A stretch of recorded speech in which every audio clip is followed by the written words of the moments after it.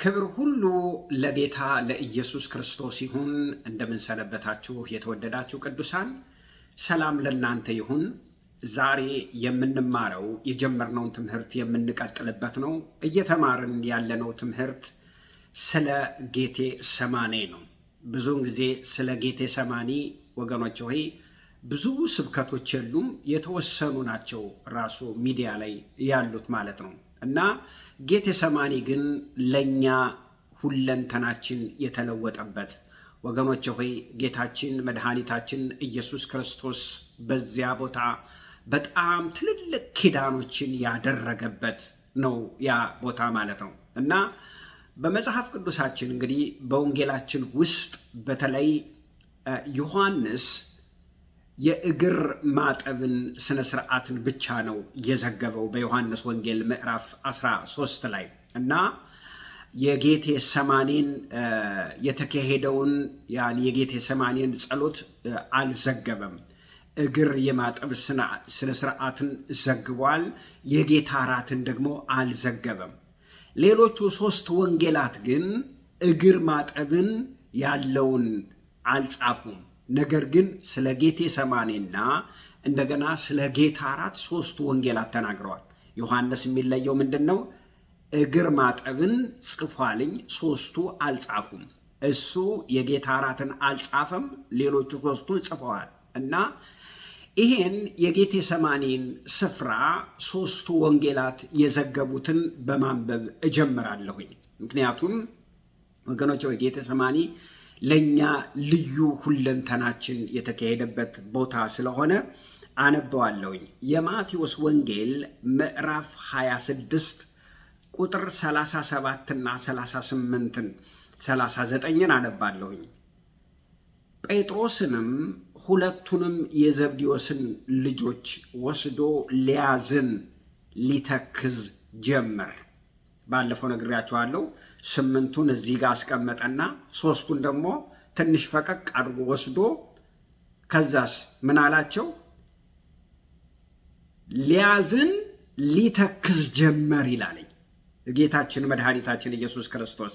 ከዚያስ ነፍሴ እስከ ሞት ድረስ እጅግ አዘነች፣ በዚህ ቆዩ፣ ከኔ ጋር ትጉ አለና እሱ ደግሞ ፈቀቅ ብሎ ደግሞ ጸሎት ጀመረ። ምን አደረገ? ጥቂት ወደፊት እልፍ ብሎ በፊቱ ወደቀና ይላል። በፊቱ ወደቀና አባት ወይ ፈቃድ ቢሆን ይህች ጽዋ ከኔ ትለፍ ብሎ ጸለየ። ማቴዎስ ይሄንን አለ። ማርቆስ ደግሞ ምን አለ? ማርቆስ ምዕራፍ 14 ቁጥር 33፣ 34፣ 35 አነብላችኋለሁ። ጴጥሮስንና ያዕቆብን ዮሐንስን እዛ ላይ የዘብዴዎስ ልጆች ብሎ ነው የጠቀሳቸው ማቴዎስ። እዚህ ላይ ግን ዮሐንስና ያዕቆብ ወንድማማቾቹን ማለት ነው። ጴጥሮስን 3ቱን ይዞ ሊደነግጥ ሊተክዝ ጀመር ይላል። እዚህ ላይ ደግሞ መደንገጥ ሚል ጨምሮበታል ማለት ነው። ነፍሴ እስከ ሞት ድረስ እጅግ አዘነች፣ በዚህ ቆዩ ትጉ አላቸው 3ቱን። ጥቂትም ወደፊት እልፍ ብሎ በምድር ወድቆ ቢቻልህስ ይህቺ ሰዓት ከእርሱ እንድታልፍ ጸለየ ይላል። በመንፈስ ቅዱስ ደግሞ ተነድቶ ሐዋርያው ጳውሎስ ስለ ኢየሱስ ክርስቶስ ይህንን ቦታ ሲናገር ምን ይላል?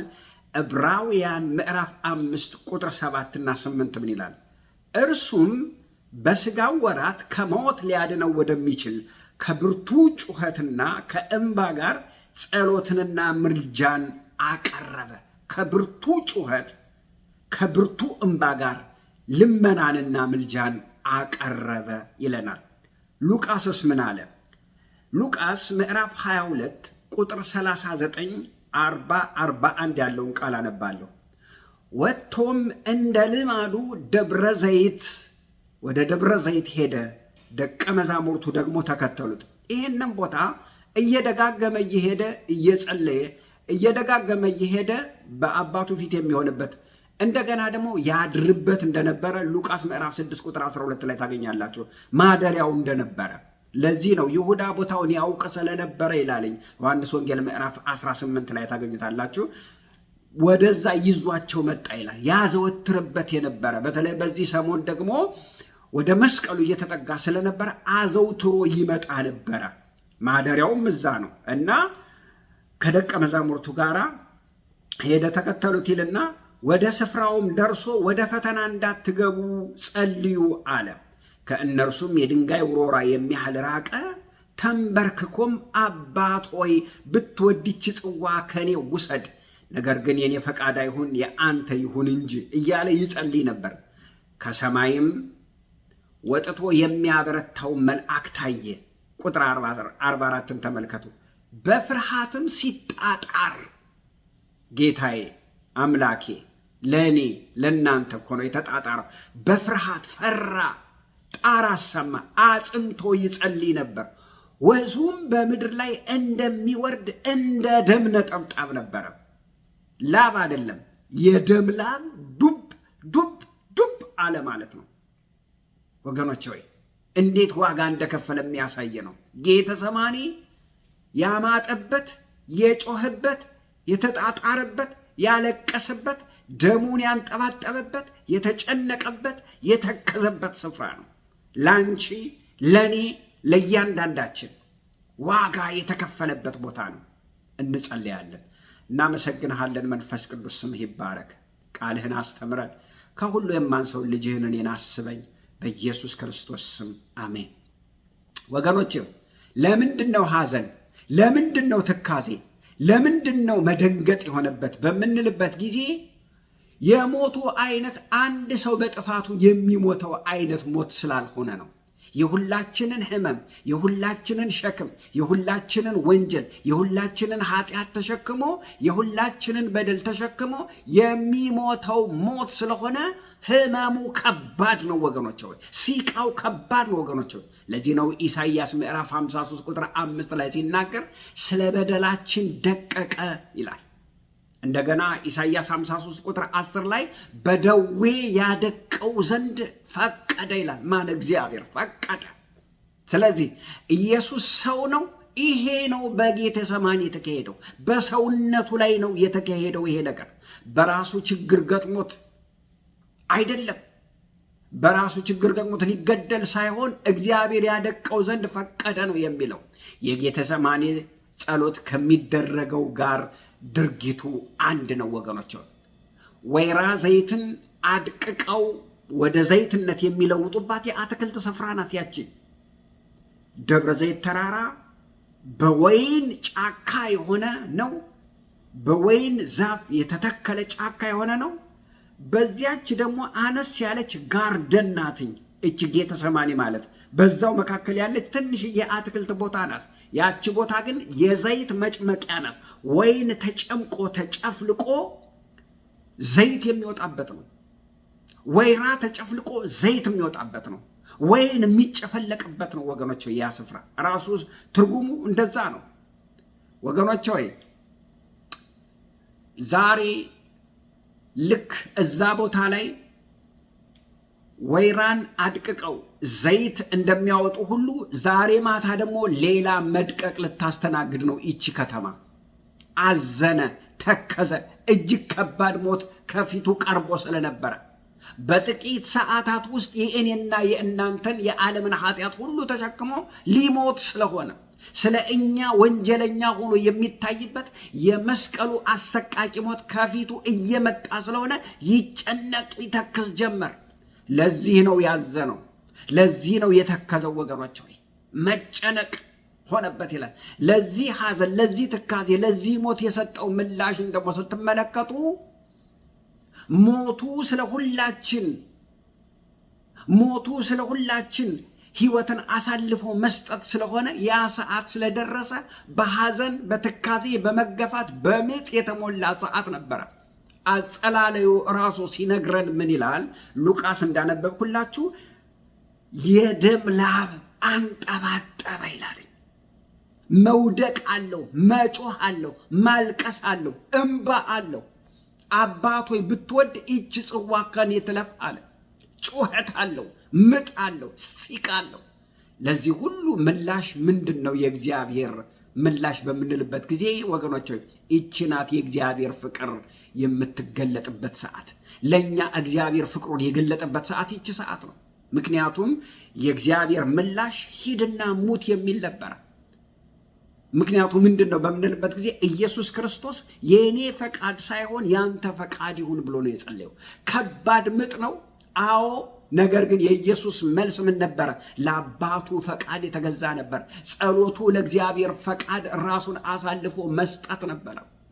ለራሱ ፈቃድ ሳይሆን ለእግዚአብሔር ፈቃድ ሕይወቱን አሳልፎ መስጠት ነበረ። ወገኖች መራራና ጽዋ ኢየሱስን አስተክዘዋለች። ነገር ግን ፈቃዱን ለአባቱ አሳልፎ ሰጠ። ሉቃስ ምዕራፍ 22 በፍርሃት እያጣጣረ ጸለየ ነው የሚለው ወገኖች። በድንጋጤ በትካዜ በሐዘን ነው የጸለየው። መስቀሉ ዝም ብሎ ቀላል ነገር አይደለም። በቃ መስቀል ነው አይደል? አዎ ቀጥቅጣችሁ ግደሉኝ የምትሉት ነገር አይደለም። ወክ አድርጎ የሄደበት እንዳይመስላችሁ ወገኖች። በብዙ እንባና በትካዜ በለቅሶ ነው የሄደው። ይሄ ሁሉ መቃተት፣ ይሄ ሁሉ ለቅሶ እያለ የኢየሱስ ምላሽ ግን ምን ነበረ?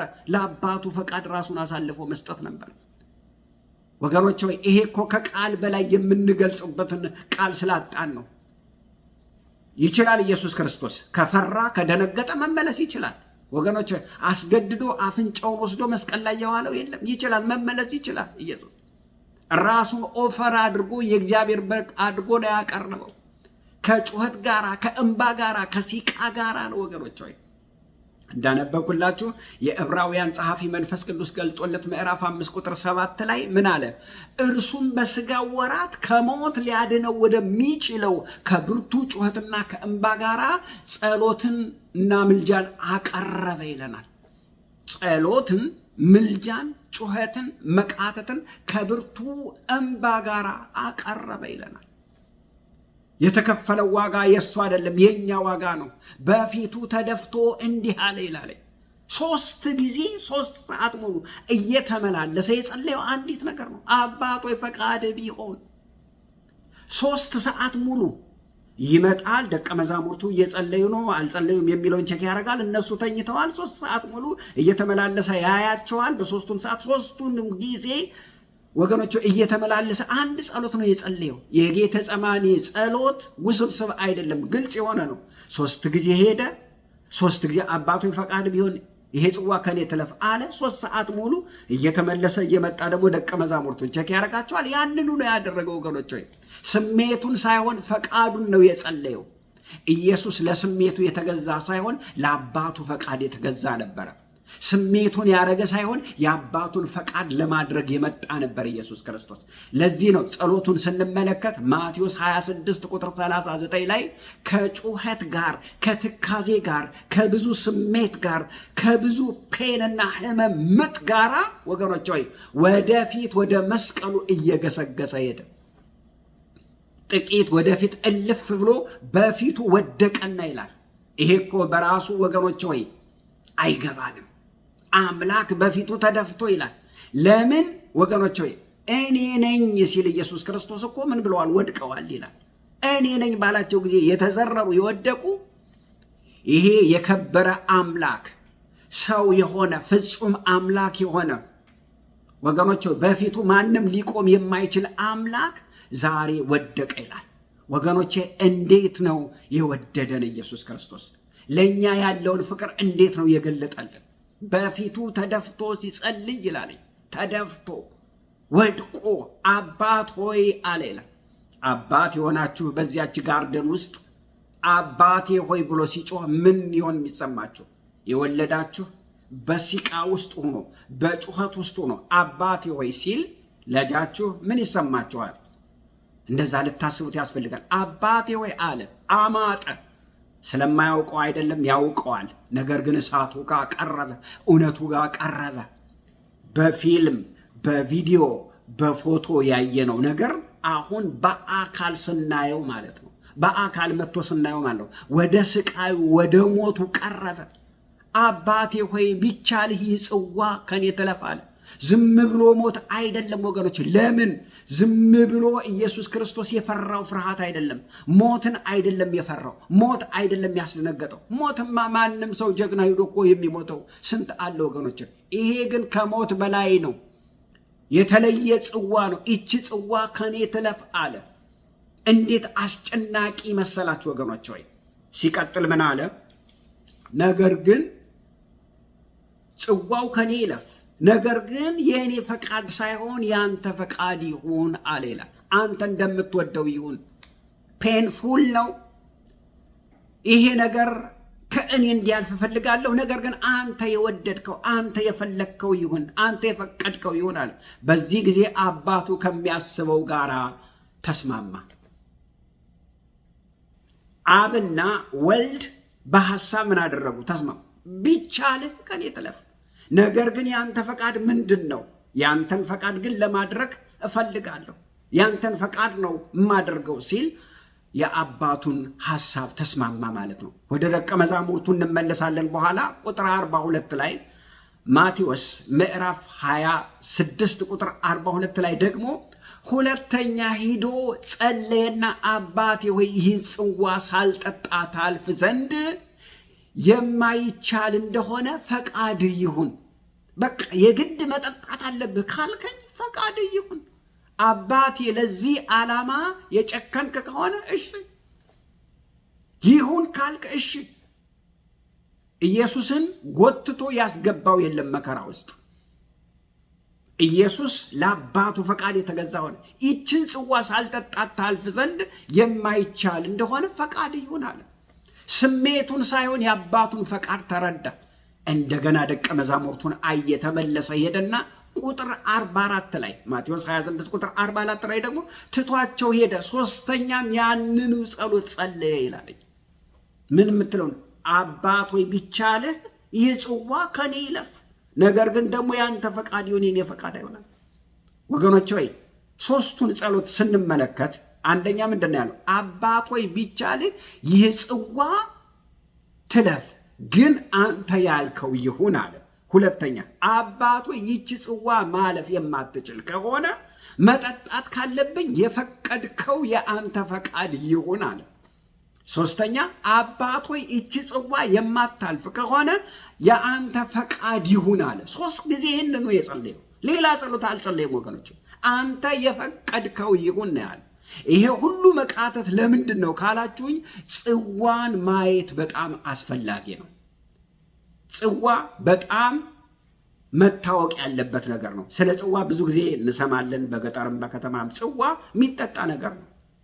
በገጠር በቀንድ ይጠጣል፣ በብርጭቆ ይጠጣል፣ በተለያየ አይነት መንገድ ይጠጣል። አብዛኛውን ጊዜ በቀንድ ነው የሚጠጣው። ጠላ ይጠጣል፣ አረቂ ይጠጣል፣ ብዙ ነገር ይጠጣል። ወደ ከተማ ስንመጣ ደግሞ እንግዲህ የተለያዩ መጠጫዎች አሉ። እንግዲህ ያንን ስንመለከት አሁን እዚህ ላይ የምንመለከተው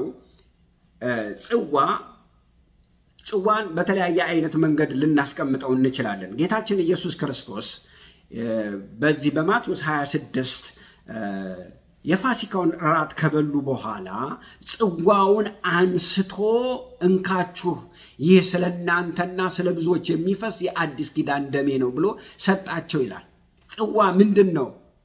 ለብዙ ነገር አመልካች ነው። ጽዋ በተለያየ ጊዜ የተለያየን ነገር ቢያመለክትም በዚህ ኮንቴክስት ግን ጽዋ በሕዝቡ ላይ እግዚአብሔር የሚያፈሰው የፍርድ አይነት ነው። ጽዋ ፍርድ ነው። የተለየ የእግዚአብሔር ፍርድ ነው። በብዙ ሰዎች ላይ፣ በብዙ ሕዝቦች ላይ፣ በሀገሮች ላይ ሊፈስ ያለ የእግዚአብሔር የቁጣ ጽዋ ነው። አንዳንድ ሰው ይህንን ማስተዋል አይፈልግም። የቁጣ ፍርድ የሚገለጥበት የእግዚአብሔር የቁጣ ሁለንተና ገላጭ ነገር ነው። አያችሁ፣ ይህንን ጽዋ መጠጣት አለባቸው፣ ያጠጣቸዋል። መጽሐፍ ቅዱስም ሲናገር ምን ይላል? ሲናገር አጠጣትና እንድትንገዳገድ አድርጋታለሁ ይላል። ጽዋ የመለኮት ቁጣ ነው። መጽሐፍ ቅዱስ እሱን ነው የሚል። መለኮት ኃጢአትን ሲያይ፣ እርኩሰትን ሲያይ በዓለም ላይ የሚቆጣው ቁጣ ነው። የፍርድ አይነት ነው። የፍርድ ምልክት ነው ወገኖች ሆይ። እንደምታውቁት በማቴዎስ ምዕራፍ 20 ላይ የእግዚአብሔር ቃል ሲናገር ምዕራፍ 20 ቁጥር 22 ላይ የዘብዴዎስ ልጆች ዮሐንስና ያዕቆብ ማለት ነው እናታቸውን ላኩና እንግዲህ ህዝብ እየበዛ ነበረ።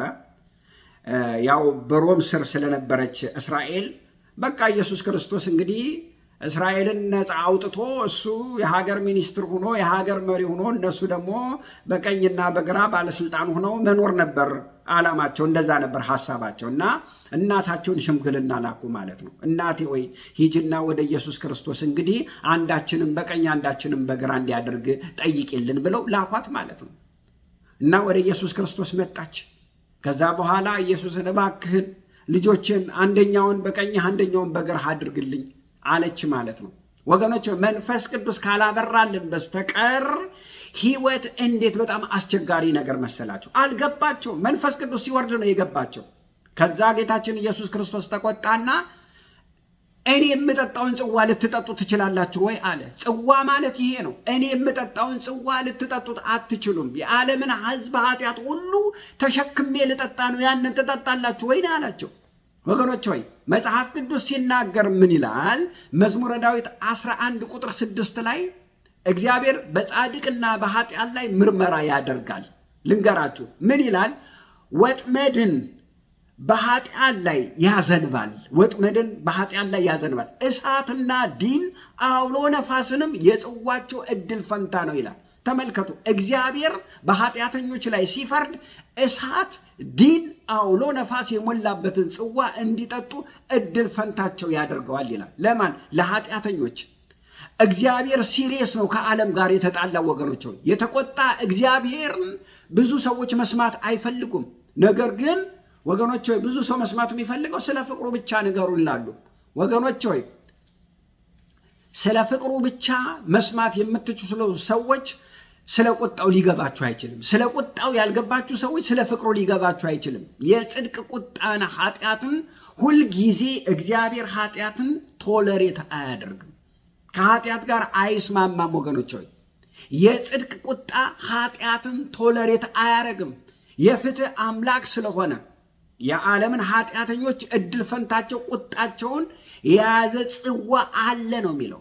ለዚህም ማስረጃ ኢሳይያስ ምዕራፍ 51 ቁጥር 17 ከእግዚአብሔር እጅ የወጣውን ጽዋ የጠጣሽ ኢየሩሳሌም ሆይ ይላል። የቁጣውን ጽዋ የጠጣሽ ኢየሩሳሌም ሆይ ይላል። እግዚአብሔር ተቆጥቷል። አዎ፣ ዓለም ሁሉ ላይ የሚለቀው ፍርድ የሚገለጥበት ነገር አለ። በምን ይገለጣል? በጽዋ። ሌላ ማስረጃ ዮሐንስ ራእይ ምዕራፍ 14 ላይ በምታነቡበት ጊዜ ቁጥር 10 ላይ ቤተ ክርስቲያን የለችም፣ ተነጥቃለች፣ ትወስዳለች። አማኝ የለም፣ ሐዋርያ፣ ነቢይ፣ ትንቢት ምናምን የሚባል የለም። ነገር ግን አሁን በዚህ ጊዜ እግዚአብሔር መልአክ ላይቭ ወንጌል እንደሚሰብኩ የእግዚአብሔር ቃል ይናገራል። በታላቁ መከራ ጊዜ ማለት ነው።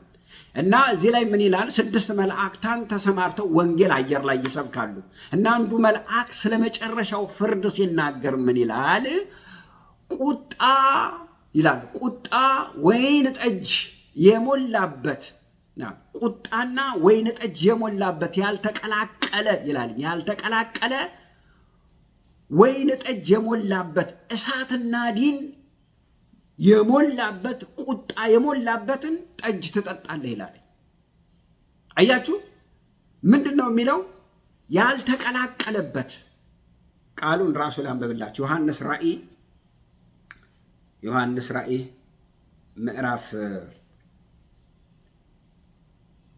ምዕራፍ 14 ቁጥር 10 ተመልከቱ። እርሱ ደግሞ በቁጣው ጽዋ ሳይቀላቀል ከተዘጋጀው መልአኩ ነው እየተናገረ ያለው። እርሱ ደግሞ በቁጣው ጽዋ ሳይቀላቀል ከተዘጋጀው ከእግዚአብሔር ቁጣ ወይን ጠጅ ይጠጣል።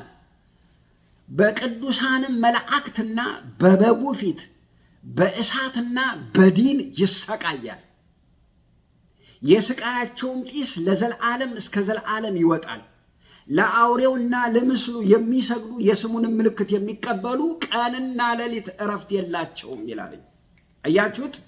ለምስሉ የሰገዱ ለአውሬው የሰገዱ የአውሬውን ምልክት የተቀበሉ ምን ያደርጋሉ? አሁን ያልተቀላቀለ ድፍድፉን ማለት ነው፣ ያልቀጠነውን በቅዱሳን መላእክት ፊት በበጉ ፊት ቀንና ሌሊት በእሳትና በዲን እየተሰቃዩ ይኖራሉ ይላል። ያልተቀላቀለበትን ወይን ይጠጣሉ ይላል። ወይኑ ሲናገር ዲንና እሳት ነው የሚለው። ይኸው ቁጥር 10 ላይ በቁጣ ጽዋ ሳይቀላቀል ከተዘጋጀው ከእግዚአብሔር ቁጣ ወይን ይጠጣሉ።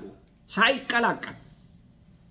እግዚአብሔር አምላክ ከዚህ ይጠብቀን ወገኖች። በኃጢአት የቀጠለ ወደ ክርስቶስ ያልተመለሰ እድል ፈንታቸው ያልተቀላቀለ ከምንም ነገር ጋር ያልተበረዘ የእግዚአብሔርን የቁጣ ጽዋ ይጠጣሉ። ዛሬ ወደ ክርስቶስ እንድትመጡ ለምናችኋለሁ። አሁን ኢየሱስ ለምን እንደተጨነቀ መረዳት እንችላለን። አያችሁት? ለምን እንዳማጠ መረዳት እንችላለን። አንድ ወንጀለኛ ስለ ወንጀሉ ወክ አድርጎ ሊቀበለው ያለ ሞት ሳይሆን ያልተቀላቀለ የዓለም ሕዝብ ሁሉ ኃጢአት እግዚአብሔር ሊለቀው ያለ የቁጣ የጽድቅ ጽዋ በፊቱ እየመጣ ነበር። የአንዳችን ብቻ እንኳን ያስጨንቃል፣ የኔ ብቻ እንኳን ያስጨንቃል። የዓለምን ኃጢአት ሁሉ ተሸክሞ ነው ያን ሊጠጣ ያለው። ኢሳይያስ 53 ላይ እግዚአብሔር የሁላችንን በደል በእርሱ ላይ አኖረ ይላል። ይሄ ጽዋ ነው ያስጨነቀው ወገኖች። ጌተሰማኒ የምን ስምምነት የተካሄደበት ነው ካልን ከባድ የሁላችንን ኃጢአት እላዩ ላይ ያሳረፈበት የእግዚአብሔር ቁጣ እላዩ ላይ የመጣበት የሁላችንን በደል ሊወስድ የተስማማበት ስፍራ ነው። እንደ ግድ ወስዶ ጠራርጎ ሊያጠፋን የነበረን ነገር ወገኖች እኛን ወክሎ የተፈራረመበት ነው። ወገኖች ለብዙ ዘመን ተገድቦ የነበረ ነገር ሁሉ መስቀል ቀራንዮ ላይ ሲለቀቅ ማለት ነው። ወገኖች ለስንት ሺህ ዓመት ተገድቦ የነበረ ግድብ እንግዲህ አስቡ ቢለቀቅ ከተማን እንደሚያጠፋ እግዚአብሔር ከብሉይ ኪዳን ጀምሮ ገድቦ ያስቀመጠውን የዓለምን ኃጢአት ሁሉ በሙሉ ሲለቀው ማለት ነው ቀራንዮ መስቀል ላይ። ለሱ ነው ኢየሱስ ክርስቶስ ፈቃድ ይሁን ያለው። ጌታ የተመሰገነን። ፈቃድ ይሁን ባይል ኑሮ እኛ እንጠጣው ነበር። ያንን ጽዋ ተመልክቶ ይሄንን ጽዋ የሚያልፍ ከሆነ እባክህ አለ። ምን ማለት ነው ወገኖች? ይሄ የቁጣ ጽዋ ሊያልፍ የሚችልበት መንገድ አለ ወይ እስከሚያስብል ድረስ የሚያስጨንቅ ነበር። የኢየሱስ ምላሽ ግን የኔ ፈቃድ ሳይሆን ቢያስጨንቅም ያንተ ፈቃድ ይሁን ነበር። ለምን? አስጨናቂ ጽዋ ስለሆነ፣ በህዝቦች ላይ ሊፈርድ ያለው የእግዚአብሔር የጽድቅ ጽዋ ስለሆነ። ወገኖች ይሄን ካልገባችሁ አሁን ሊገባችሁ ያስፈልጋል። መስቀል ምንድን ነው ካልን ስለ ሁላችን ልንጠጣው የነበረውን የእግዚአብሔር የቁጣ ጽዋ ተወክሎ የጠጣው ማለት ነው። በውክልና የጠጣልን ማለት ነው። ይሄ ካልገባን አደጋ ነው ወገኖች። ሁሉ ኃጢአትን ሰርተዋልና የእግዚአብሔር ክብር ጎድሏቸዋል ይላል። በሁሉ ላይ የእግዚአብሔር ቁጣ ሊነድ ነበረ፣ ሊያጠፋን ነበረ። ለምንድን ነው እግዚአብሔር የተቆጣው ካልን ወገኖች የበደላችን የኃጢአታችን እልፍ ለእኛ ነበር የሚገባው። እኛ ነበር ልንጠጣው የሚገባ ወገኖች። ለእኛ ዋጋ ከፈለልን። የእግዚአብሔርን ቁጣ በቃላችን ልንገልጠው አንችልም። ያውም መግለጫ የለንም ወገኖች፣ ትንሽ ናት። እንግዲህ በጣም ብዙዎች ለምንድን ነው የእግዚአብሔርን ቁጣ የምትነግሩን ይላሉ። እንዴ እኛ እኮ አይደለም መጽሐፉ ራሱ ነው እኮ፣ ያው መግለጫ ስለሌለን ነው። እኛ ምን አደረገን የሚሉ ሰዎች ደግሞ አሉ። ምን ያላደረግነው ነገር አለ? እግዚአብሔር ቅዱስ ነው፣ ጻድቅ ነው፣ ፍጹም አምላክ ነው። ከእርሱ ጋር የዘላለም ግንኙነት እንዲኖረን የፈጠረን ሰዎች በእርሱ ላይ አመፅን፣ በእርሱ ላይ ተነሳን፣ ኃጢአት ሰራን፣ ክብር ጎደለን። የፈጠረው ሰው በእርሱ ላይ አመፀ፣ በእርሱ ላይ ተነሳ። እኔን አምልኩ፣ እኔን አገልግሉ ቢለን በእርሱ ላይ አመፅን፣ ኃጢአትን ሰራን። ቅዱስ አምላክ ኃጢአትን አይቶ ደግሞ ዝም ማለት አይችልም ወገኖች። ለምን? ቅዱስ ስለሆነ፣ ጻድቅ ስለሆነ፣ ፈራይ ስለሆነ። እንዴት እኛ እንኳ ብዙውን ጊዜ አሁን ለምሳሌ ፍርድ በምናይበት ጊዜ ፍርድ ሲጓደል እናደርጋለን፣ እንቆጣለን። ለምን እንደዚህ ይሆናል? ለምሳሌ አንድ ሰው 20 ዓመት ሊፈረድበት ሲገባ ልክ 5 ዓመት ሲፈረድበት ስናይ እንዴት አይመጣጠንም፣ ሰውየው የሰራውና ፍርዱ አይመጣጠንም እንላለን። ሰውየው ወንጀል ሰርቷል፣ እጅ ከፍንጅ ተይዟል፣ ብዙ ነገር ነው ያደረገው፣ ብዙ ጥፋት አጠፍቷል። ከዛ ብዙ ነገር ታይቶ ህጉ ደግሞ ሞት ይገባዋል የሚል ተጽፎ እያለ ልክ ሰውየው ሳየው እኔ ብዙ በቃ እንደውም ደስ ብሎኛል ብሎ ቢለቀው ምን ይሆናል ማለት ነው? ህዝብ ይናደዳል፣ ህዝብ ይበሳጭ። ዳኛው በእንትን አንቀጽ ብሎ መፍረድ ሲገባው አይ ልጁን ሳየው በቃ እንደውም በቃ ደስ ብሎኛል ብሎ ቢል ህዝብ ምን ያደርጋል? ይናደዳል። ወንጀሉን የሚመጥን ቅጣት ምን ያደርጋል? ያስፈልጋል። ስለምወደው በነፃ ለቅቄዋለሁ አይባልም። ጽድቅ ነው። ጽድቅ ማለት ደግሞ እውነተኝነትን ማስቀመጥ ነው። የጽድቅ ፍርድ ማስፈጸም ማለት እውነተኝነትን መፍረር ነው። እግዚአብሔር ተቆጥቷል፣ ሊለቀን አይችልም። የተጠራቀመ የቁጣ ጽዋ አለ። እርሱን ነው ኢየሱስ ብቻውን የጠጣው። ይሄንን ነው እባክህን ከእኔ ተለፍ ያለው ኢየሱስ ክርስቶስ። ነገር ግን ፈቃድ ይሁን አለ። በምትኩ መስዋዕት ነው እግዚአብሔር እኛን ያዳነን። እኔ ልጠጣው የነበረውን ጽዋ፣ አንቺ ልጠጪው የነበረውን፣ አንተ ዓለም ሁሉ ሊጠጣው የነበረውን ጽዋ እሱ ጠጣው። የሚያንገዳግድ ጽዋ ነው። እሳትና ዲን የሞላበት ጽዋ ነው። ተገድቦ ለዘላለም ሊያጠፋ የነበረ ጽዋ ነው። ትልቅ የተጠራቀመ ጽዋ ነው። በእኛ ላይ ሊፈስ የነበረ ጽዋ ነው ወገኖች። እሱ ፈቃድ ይሁን ብሎ በመስቀል ላይ ምን አደረገው? ጠጣው። እሱ ነው ያዳነን። ቤዛነት ማለት እሱ ነው። በክርስቶስ ኢየሱስ በሆነው ቤዛነት እንዲያው ትጸድቃላችሁ ማለት ይሄ ነው። ሰው ሁሉ ኃጢአትን ሰርቷል፣ የእግዚአብሔር ክብር ጎሎታል። በልጁ በኢየሱስ ክርስቶስ ቤዛነት በኩል እንዲያው በነፃ ይጸድቃሉ ማለት ሮሜ 3 ቁጥር 23 ላይ ያለው ቃል ይሄ ማለት ነው። ቤዛነት ምንድን ነው ካልን ምትክነት ነው። ምትክ ሆኖ መጠጣት ነው። ለዚህ ነው ኢየሱስ ክርስቶስ ፈቃድ ይሁን ብሎ የጸለየው። ፍዳችንን ዕዳችንን ለመውሰድ የተስማማበት ምሽት ናት ጌተሰማኒ። ለመድቀቅ ለአባቱ ፈቃድ ራሱን አሳልፎ የሰጠባት ምሽት ናት ጌተሰማኒ። አቤት ፍቅርህ የሚለውን መዝሙር መዘመር አሁን ነው። አቤት ፍቅርህ፣ አቤት ፍቅርህ፣ አቤት ፍቅርህ፣ አቤት ፍቅርህ እኛን መውደድህ የሚለው መዝሙር መዘመር ያለበት ይሄ ነው ወገኖች። ፍቅሩ የታየበት ነው። ስሜቱን ሳይሆን የአባቱን ፈቃድ ለማድረግ ኪዳን የገባበት ምሽት ናት ጌተሰማኒ። ጽዋውን ለመጠጣት ውሳኔ የተረጋገጠባት ምሽት ናት። ከዚያ በኋላ ከአባቱ ጋር ያለው ኮንታክት ተለወጠ፣ ተቀየረ። በቃ አባቴ ሆይ ከዚህ በኋላ አይሰራም። ሉቃስ የሚነግረን ምንድን ነው? የሚያበረታው መልአክ መጣ። በቃ ሂድና ሙት፣ እኔ እንድትሞት ነው የምፈልገው። በልጁ ላይ ጨክኖ እኛን ወደደን። ወርቃማው ቃል ዮሐንስ ወንጌል ምዕራፍ 3 ቁጥር 16 በእርሱ የሚያምን የዘላለም ሕይወት እንዲኖረው እንጂ እንዳይጠፋ እግዚአብሔር አንድያ ልጁን እስኪሰጥ ድረስ ዓለምን አንተን ወዶ ልጁን ገደለው። ምትክ የሌለውን አንድ ልጁን ገደለው። አንቺን ወዶ ምትክ የሌለውን ልጁን ገደለው። ዓለምን ወዶ ምትክ የሌለውን ልጁን ገደለው ነው የሚለው ወገኖች። ሆይ እግዚአብሔር ያደቀው ዘንድ ፈቀደ። ስለ እኛ ጽዋውን ይጠጣ ዘንድ ፈቀደ። ከዚያ በኋላ አምላኬ አምላኬ ኤሉሄ ኤሉሄ ላማ ሰበቅታኒ ቢለው መልስ አልነበረም። ዝም አለ። አባቱ ፊቱን ከሱ ላይ አዞረበት። ፈቃድህ ይሁን ማለት ይሄ ማለት ነው። ጽዋችንን ጠጣልን፣ ዕዳችንን ከፈለልን። ልንገራችሁ፣ ወደ ሌላ ነገር ከመሄዳችሁ በፊት ጸሎትን ከኢየሱስ መማር አለብን። ከኢየሱስ መማር አለብን። ጸሎት ማለት ለእግዚአብሔር ፈቃድን ማስገዛት ነው እንጂ እጁን በጣም ይሄን አምጣ ይሄን አድርግ አይሆንም ማለት አይደለም። ለእግዚአብሔር ፈቃድ ራስን ማስገዛት፣ ፈቃዱን አስገዛ። ጸልይ፣ ግን ያንተ ፈቃድ ይሆናል። እግዚአብሔር ማስተዋልን ይስጠን ወገኖች። እግዚአብሔር ይባርካችሁ። ጸልያለን። እናመሰግንሃለን። ስምህ የተባረከ ይሁን። ክብር ላንተ ይሁን። ይሄ ቃል በየቤቱ ሁሉ ይግባ፣ በዓለም ሁሉ ይድረስ። በኢየሱስ ክርስቶስ ስም አሜን።